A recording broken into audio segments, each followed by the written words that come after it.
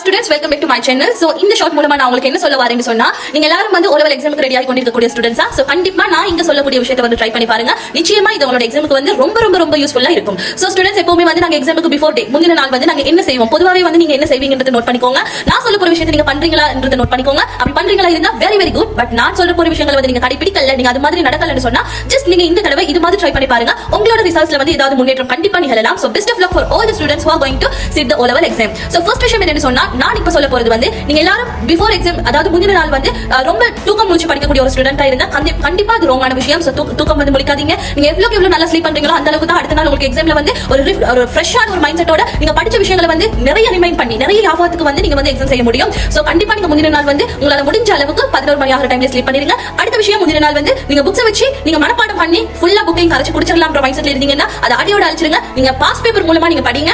Pass பேப்பர்ஸ்ல வரக்கூடிய questions செஞ்சு பாருங்க. அதுக்கான டவுட்ஸ் வந்து உங்களுக்கு வந்துச்சுன்னு சொன்னா மட்டும் நீங்க புக் எடுத்து அதை ட்ரை பண்ணி பாருங்க.